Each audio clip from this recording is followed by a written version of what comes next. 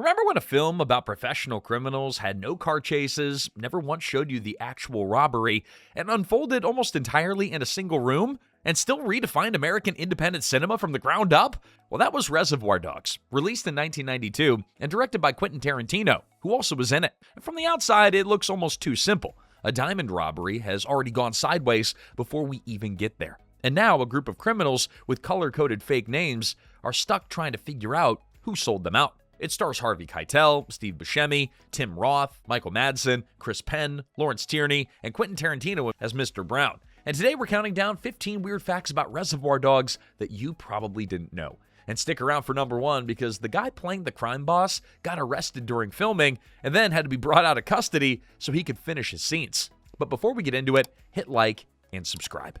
Mr. Pink wouldn't. Don't be Mr. Pink. Let's begin. Number 15, the title that nobody can fully explain. Reservoir Dogs sounds like it should mean something, but it doesn't. Or maybe it does. Nobody has been really helpful about this. The most repeated story goes back to Video Archives, the video store where Tarantino worked for years before he made anything. Supposedly, a customer asked for a recommendation, and he suggested Au revoir les enfants, Louis Malle's 1987 French film.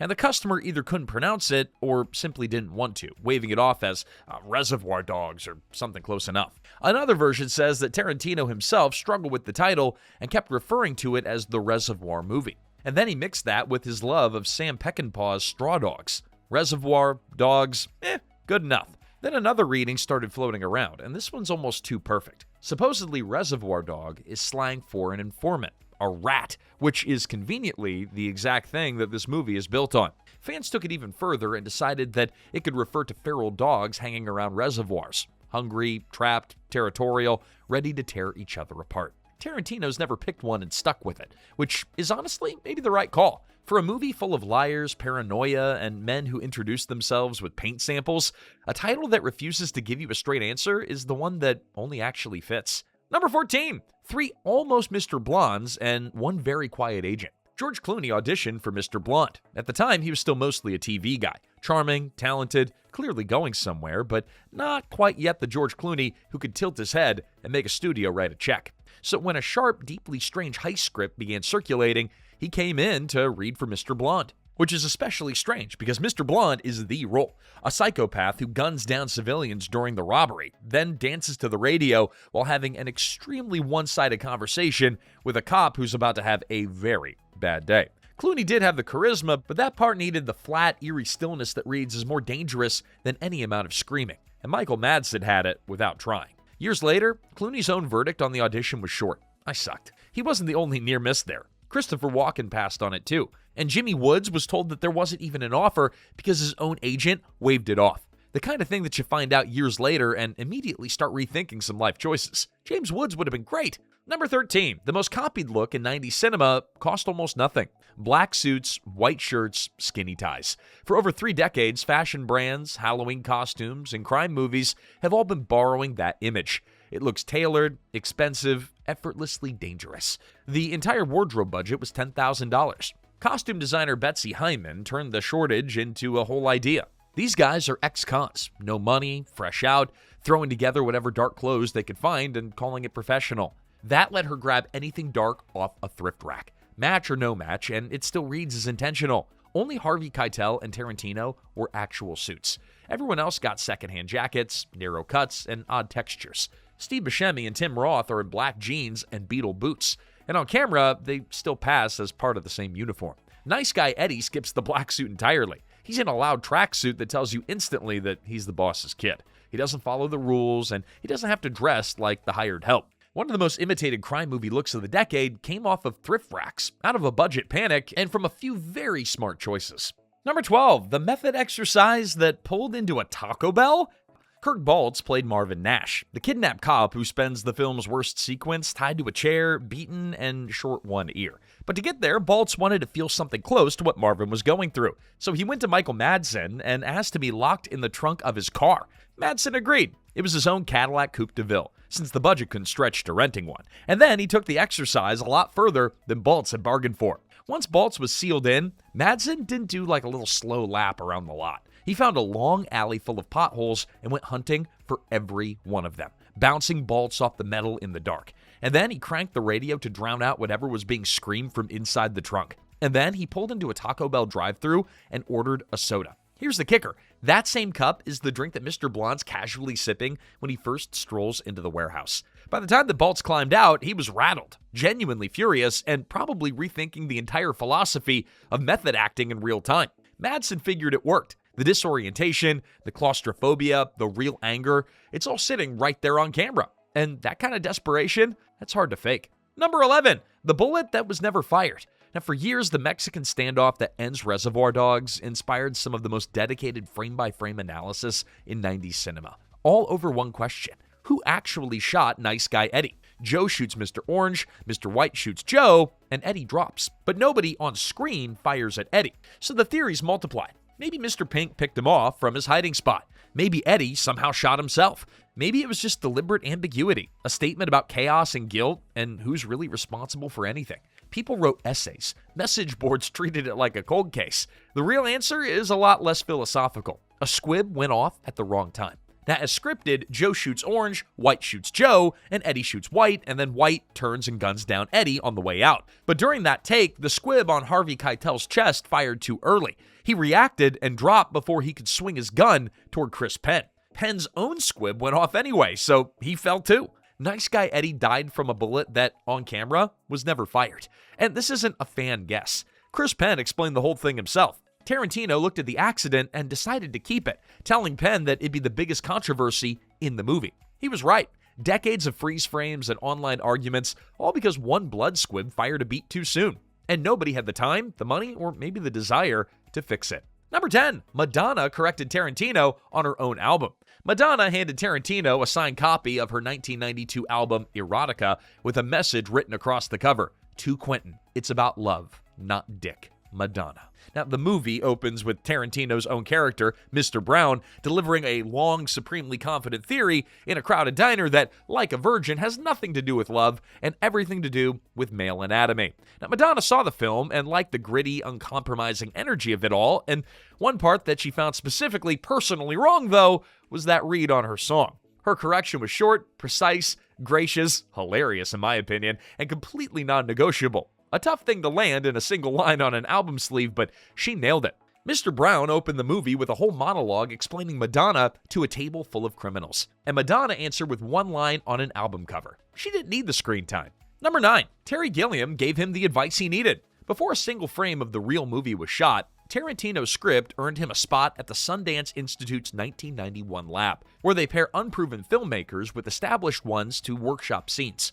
A first-timer running on pure conviction and a head full of every movie he'd ever watched, mentored by Terry Gilliam, one of the most stubbornly individual directors alive.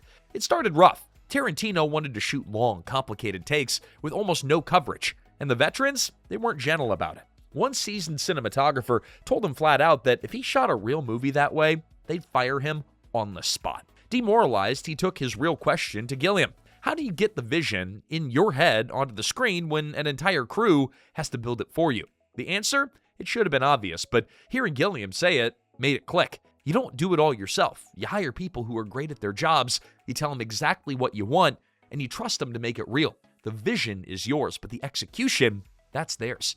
For a guy trying to white-knuckle every single frame, that was the thing he needed to hear, and it changed how he ran the entire shoot. Tarantino called it some of the best advice he got before making Reservoir Dogs. Gilliam got a special thanks in the credit. Not bad for just one conversation. Number 8, the warehouse was actually a funeral home. Now, not a former mortuary cleaned out for the shoot either, or not a converted space with a plaque on the wall. An actual abandoned funeral home in Highland Park, still fully stocked, sitting pretty much the way that it was when its last tenants left it. The production needed one cheap, contained location with enough atmosphere to carry a whole feature's worth of men bleeding on a concrete floor. And an empty mortuary? Well, that checked every box. On a budget that was tight, the smart move was to work with the building instead of erasing it. That high-ceilinged, echoing, something happened here quality that you read as warehouse grit was just the room being itself. The caskets against the wall, the embalming room corner where Mr. White, Mr. Pink talk, the hearse parked under a tarp. None of this was gangster set dressing. This all came with the building. Then they squeezed even more out of it. The second floor of that same mortuary became Mr. Orange's apartment, the cramped room where he waits for the call that the job is finally on. A movie about men who mostly don't walk out, shot inside a building designed for people who already didn't. Coincidence?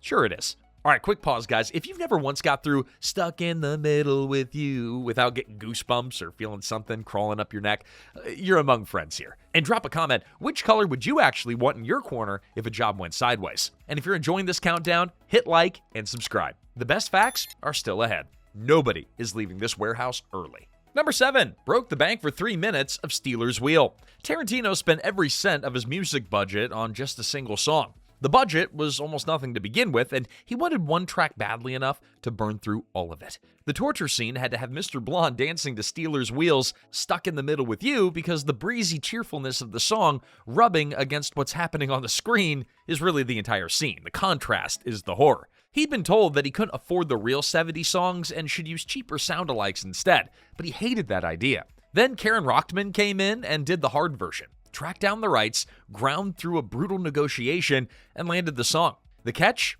Getting it ate the entire music budget, which left the rest of the soundtrack with no funding at all. So they made an unusually smart move and turned the soundtrack itself into part of the financing. Rochtman brought the album to MCA, and that record deal helped pay for the music that ended up in the movie. The soundtrack funded its own contents. That only works if you're dead certain that the film is good enough that people will actually want to buy the music from it. They were right. And Stuck in the Middle with You, a song that a lot of people stopped thinking about by 1992, got rebuilt in the public imagination around one man with a razor and one cop having the worst afternoon of his life. It'll never quite belong to anything else again.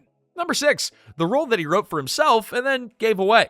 Tarantino wrote Mr. Pink for Tarantino. The tipping rant, the professional paranoia, the flat refusal to accept his color, the way that he talks faster than everyone in the room and somehow stays the most rational person throughout all of it, well, all of it is built around his own cadence. In the earliest drafts, Mr. Pink even had the Like a Virgin speech. He had no plans to hand any of it off. But then Steve Buscemi walked in. Tarantino told him straight up that he wanted Mr. Pink for himself, and that Buscemi would have to do something extraordinary to pry it loose. But the thing that actually sold him wasn't even the Reservoir Dogs audition. It was an old tape of Buscemi reading for a Neil Simon comedy that he didn't get. Slick back hair, vintage shirt, and Tarantino took one look and decided that he actually looked like a criminal, like a real low-level one. The face, the rhythm, the nervous live wire energy, it all clicked.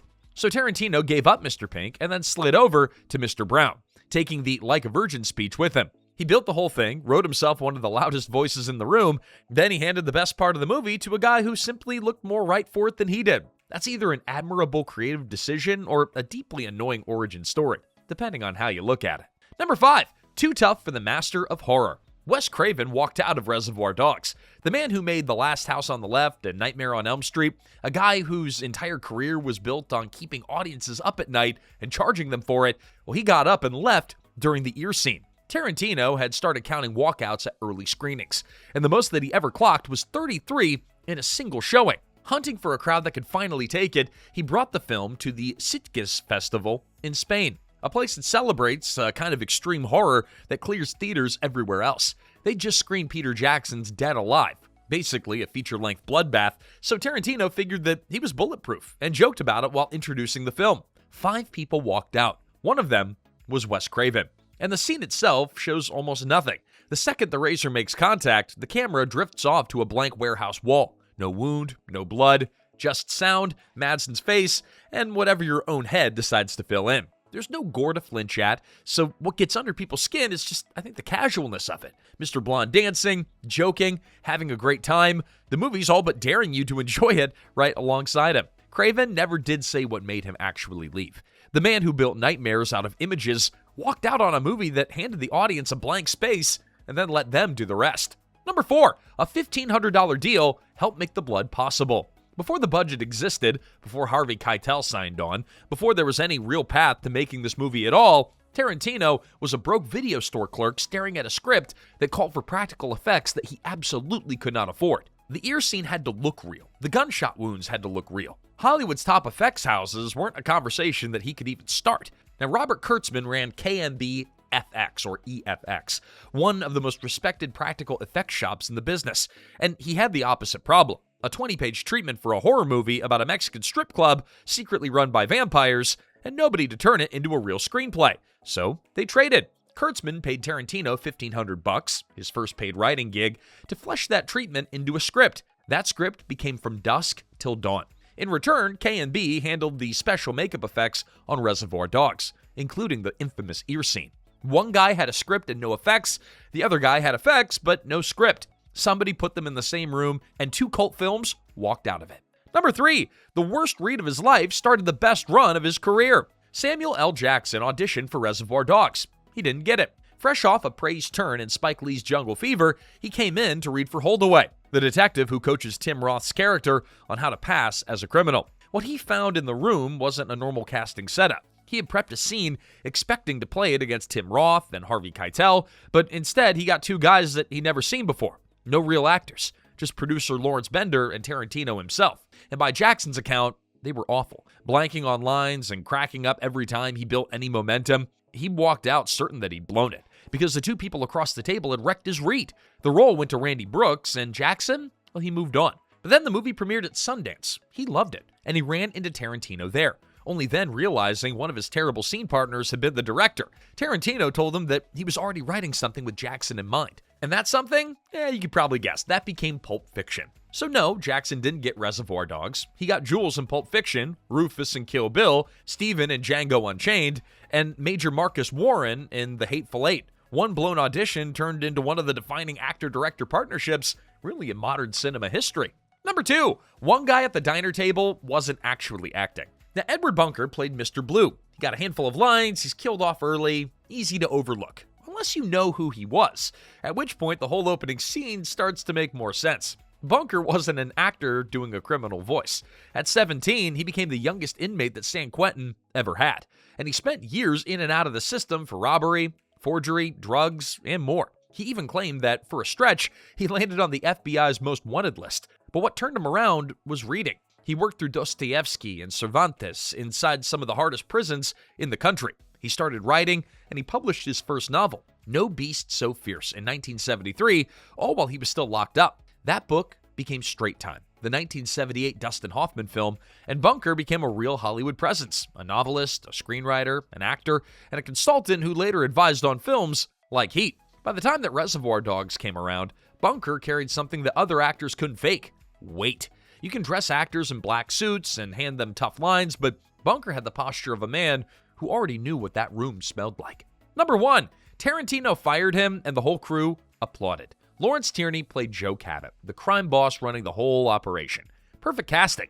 Tierney had been playing criminals since 1945, when he starred as John Dillinger. And every ounce of menace that he brought to Joe Cabot came with real history behind it. Arrests, barroom brawls, jail time, and a drinking problem bad enough that producers laid down one firm rule: Lawrence does not drink on set. That rule held until Madsen and Tim Roth, who by Madsen's own admission just wanted to see what would happen, took him to Musso and Frank. The way Madsen tells it, Tierney got loaded, wandered out onto Hollywood Boulevard, dropped his pants in the middle of traffic, and then stood there while cars stopped and honked. There was also the running bit where Tierney hit him up for $20 every single day. When Madsen finally said no, Tierney took a wild swing at his head and missed by inches. And that's all before the part that made the papers. During the shoot, Tierney got drunk and fired a gun in his nephew's direction inside his Hollywood apartment. He blew a hole in the wall and got himself arrested. With scenes still left to film, he was reportedly sprung from custody for the day and driven straight to set to finish his work. The set itself wasn't any calmer. They'd shot his scenes first, so Tarantino's entire first week as director went to managing Tierney, who'd forget lines, fought every decision, and turned the whole crew against him.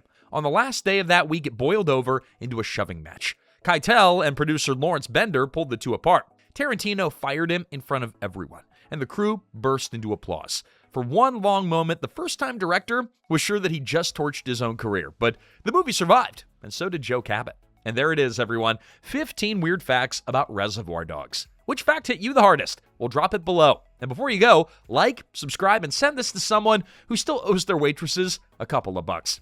Tell them it's from Mr. Pink. And until next time, are you going to bark all day, little doggy, or are you going to bite? This is Remember When.